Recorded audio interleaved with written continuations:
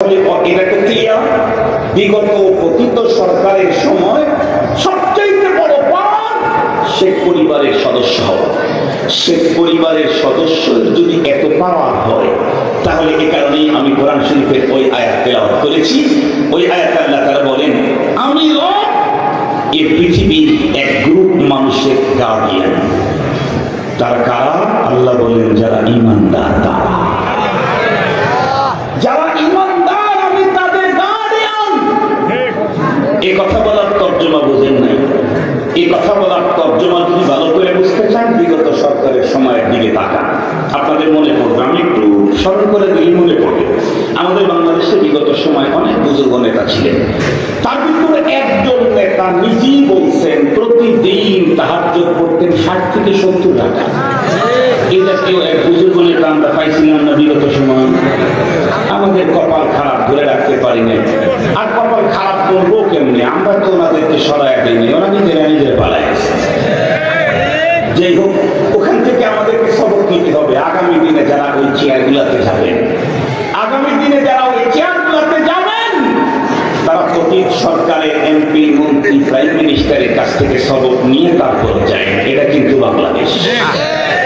আবার ওই চেয়ার দখল করে অতীত সরকারের মতো স্বৈর শাসন চালাবেন। উনি তাও 45 মিনিট পেয়েছেন, আপনাদেরকে 20 মিনিটও দেবে না দেশের জন্য। 20 মিনিটও দেবে না। একটা সময় ছিল অমুকের, বাংলাদেশে একটা সময় ছিল অমুক মাস্তান, বাংলাদেশে একটা সময় ছিল অমুক সন্ত্রাস। এখন 100 জনের 100 জন মাস্তান। কথা বলেন না কেন? এখন আর মাস্তান বলতে এক্সট্রা কেউ নাই, সবাই মাস্তান। কথা বলেন এখন? এই ভাই সত্য কথা বলছি না অসত্য কথা? আগে ছিল অমুক দলের লোকেরা মাঠে নাম লাগলে কেউ ভুলাইতে পারে না। এখন আর তা নাই। এখন অমুক দল আর তমুক দল নাই, সব দল একমাত্র হয়ে গেছে। এই জন্য এখন ওই দিন আর নাই। অতীত সরকার থেকে সবক নিয়ে আগামী দিনে শপথ গ্রহণ করে, নাইলে কিন্তু 20 মিনিটের বেশি পাবেন না। আমাদেরকে বুঝার তৌফিক দান করুন। ওই যে ভদ্রলোক অতি বুজুর্গ 70 লাখ তাহাজ্জুদের নামাজ পড়তেন, যেটা আমার জীবনে কোনোদিন একদিনও পড়তে পারি নাই। দুঃখ এটা আমার জন্য যে এত লম্বা বেশি রাকাত নামাজ হয় নাই। তবে উনি যে ইকবালের নামাজ পড়েছেন, মুহাম্মদ রাসূলুল্লাহ সাল্লাল্লাহু আলাইহি ওয়াসাল্লাম এক রাত্রে 70 রাকাত নামাজ পড়ার কোনো হাদিসও জীবনে পাইনি। 60 রাকাতেরটাও পাইনি। তাহাজ্জুদের নামাজ 60 রাকাত পড়ছেন। তবে এরকম পেয়েছি 4 রাকাত পড়তে পড়তে রাত পা হয়ে গেছে, পা ফুলে গেছে। এটা হাদিসে পেয়েছি। সুবহানাল্লাহ বলবেন কি? তার মানে ঠান্ডা মাথায় একটা এটিএস দিলাম আপনাদেরকে। ঠান্ডা মাথায় এটিএসটা কি? আমরা আমাদের দেশের মানুষ মনে করি ইবাদতের সংখ্যা বাড়াইলে আমি বড় হয়ে গেলাম। না, ইবাদতের সংখ্যা বাড়াইলে লাভ নাই, ইবাদতের কোয়ালিটি বাড়াইতে হবে। পরপর ইবাদত গুনে গুনে আপনাকে প্রতিদান দেওয়া হবে না, কোয়ালিটির উপরে ওজন করে করে প্রতিদান দেওয়া হবে।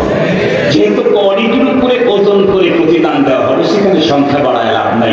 একজন 50 বস্তা তুলা নিয়ে গেল, যে কয় টাকা বিক্রি করতে পারবে। একজন 100 গ্রাম ডায়মন্ড নিয়ে গেছে, ও তুলাওয়ালা সহ কিনে নিতে পারবে। কি বললাম? ঠিক বললাম? তুলাওয়ালা সহ কিনতে পারবে। এটা হলো কোয়ালিটির দিক থেকে বাড়াইতে হবে। এই জন্য আমরা আগামী দিনে নামাজের সংখ্যা, অমুকের সংখ্যা বাড়ানোর চেষ্টা করবো না, কোয়ালিটি বাড়াবো। আর কোয়ালিটি বাড়াইতে চাইলে নায়েবে নবীর কাছে আসতে হবে। ওনাদের কাছে কোয়ালিটি আছে, আর কারোর কাছে কোয়ালিটি নাই। Challenge, challenge. বরিশালকে চ্যালেঞ্জ দিলাম না, তাম দুনিয়াকে চ্যালেঞ্জ দিলাম। এই কথার চ্যালেঞ্জ গ্রহণ করে কেউ সামনে আসতে চাই, আসে। কোয়ালিটি নায়েবে নবীর কাছে আছে। সংখ্যা বাড়াইতে পারবেন। সুবহানাল্লাহ, সুবহানাল্লাহ, সুবহানাল্লাহ, সুবহানাল্লাহ। হুজুর একবার তাসবিহ পড়তে পড়তে ওনার 3 খতম। সংখ্যা বাড়াইতে পারবেন, কিন্তু কথা বলেন কোয়ালিটি। কথা বলেন কোয়ালিটি। কোয়ালিটি হবে না, কোয়ালিটি নায়েবে নবীর কাছে আছে, এটা আপনার কাছে নাই। আল্লাহ পাক বুঝার তৌফিক দান করুন। উনি যেই অঞ্চলের নেতা, ওই অঞ্চলের আর একজন নেত্রী আছে। উনি যদি বাঘ হয়ে থাকেন, তাহলে উনি বাঘী। আপনারা জানেন, আমি নাম কিন্তু বলবো না, নাম বলবো, আমি শুধু কাম বলবো, আপনারা বেছে নেবেন। 2 জনের চরম উত্তেজনাকর অবস্থা একটা সময় তৈরি হলো। টান টান 2 গ্রুপ, তাড়াতাড়ি একটা পর্যায়ে যখন ভয়ঙ্কর অবস্থার দিকে অগ্রসর হলো, বিগত সরকার প্রধান তখন বক্তব্য দিল, অমুক ফ্যামিলিকে আমি দেখব, আমি তাদের গার্ডিয়ান। এই কথা বলার সাথে সাথেই আস্তে করে সব থমথম অবস্থা নীরবতা চলে গেল। কেন? একটা রাষ্ট্রের সর্বোচ্চ চেয়ারে থেকে সে যদি কোনো ফ্যামিলির গার্ডিয়ান হওয়ার ঘোষণা দেয়, সেই ফ্যামিলির বিরুদ্ধে চোখ রাঙানো মানে নিজের চোখ নিজের হাত দিয়ে তুলে ফেলা। সেই ফ্যামিলির বিরুদ্ধে হাত উঁচু করা মানে হাতটাকে ভেঙে টুকরো টুকরো করে দেওয়া। সেই ফ্যামিলির বিরুদ্ধে কোনো মানুষ অগ্রসর হওয়া মানে নিজের অস্তিত্বকে বিলীন করে দেওয়া। তাই যদি হয়, তাহলে আমি জিজ্ঞাসা করতে চাই, রব্বুল আলামিন ঈমানদারের মর্যাদার ব্যাপারে কি বললেন? আল্লাহু ওয়ালিয়ুল্লাযীনা আমানু ইউখরিজুহুম মিনাজ-যুলুমাতি ইলান-নূর। আল্লাহ বলেন, আমিও গার্ডিয়ান তোমাদের সবার না, যারা ঈমানদার। সঙ্গত কারণে এই পৃথিবীর প্রকৃত ঈমানদারের দিকে যত বড় পাওয়ারওয়ালাই হোক না কেন, যত বড় চেয়ারওয়ালাই হোক না কেন, যত বড় পারমাণবিক আর অত্যাধুনিক অস্ত্রের অধিকারী হোক না কেন, কেউ যদি কখনো চোখ রাঙায় তাহলে তার চোখ থাকে না। কেউ যদি কখনো হাত উঠায় তাহলে সে তার হাতকে ফেরত পায় না। কেউ যদি তার জীবনকে সেই দিকে আগায় দেয় তাহলে জীবন নিয়ে বন্ধুরা আমার লাশটা পর্যন্ত ফেরত পায় না। কোরআনে হাকিমে আল্লাহ পাক বলেন, ওয়ালা তাহিনু ওয়ালা তাহজানু ওয়া আনতুমুল আ'লাউন ইন কুনতুম মুমিনিন। তোমাদের শুধু যদি একটা কোয়ালিটি উন্নত করতে পারো তাহলে তোমাদের কোনো পেরেশানি নাই, কোনো ভয় নাই, কোনো টেনশন নাই, কোনো চিন্তা নাই। কেন? বিজয় তখন তোমাদের হবে, কারণ আমি তোমার গার্ডিয়ান। আমি যদি গার্ডিয়ান থাকি আসমান জমিনের নিচে, যত বড় পাওয়ার হোক না কেন, তোমার দিকে পাওয়ার যদি সে তাকায়, চোখ তার থাকে না।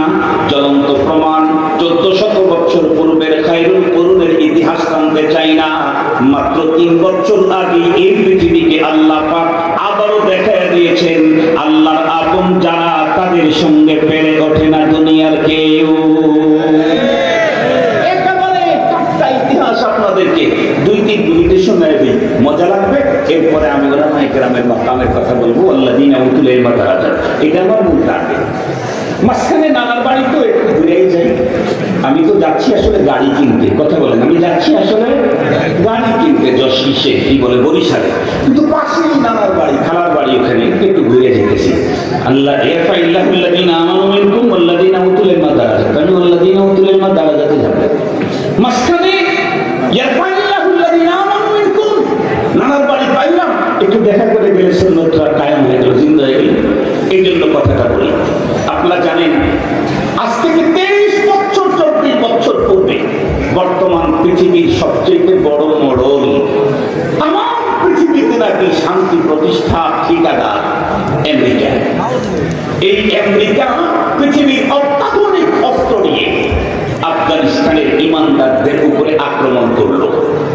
মূল টার্গেট, ঈমান যদি মজবুত হয় তাহলে পৃথিবীর কোনো তথ্য, কোনো প্রযুক্তি তার বিরুদ্ধে কোনো দিন টিকতে পারে না। এটা ঈমানদার না জানলেও আমেরিকা ভালো করে জানে।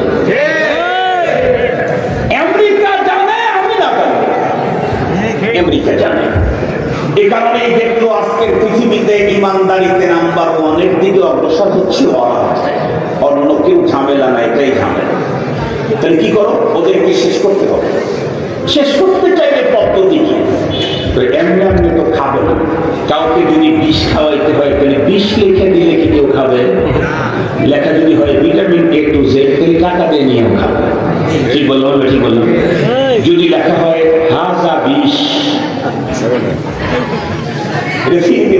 কেউ খাবে। আর যদি লেখা হয় ভিটামিন A to Z, টাকা দিয়েও কিনবে। আমেরিকা একটা ভিটামিন A to Z এর লেভেল লাগলো কি? ওরা সন্ত্রাসী, ওরা জঙ্গি, বিশ্ব শান্তি প্রতিষ্ঠার অন্তরায়। এই জন্য ওদেরকে দমন না করলে দুনিয়ায় শান্ত হবে। সুতরাং চলো জঙ্গি দমন করতে হবে। কিন্তু যাবে যে সাহস করে না কেন? ইমানদার ইমানের দাম না বুঝতেও আমেরিকা জানে ওদের ইমান যেই মানে সেখানে আমি একা টেকা কঠিন আছি। এই জন্য ফ্রেন্ড সার্কেলকে আহ্বান করলো, মিত্র বাহিনী তৈরি করলো, মৃত্যুদেরকে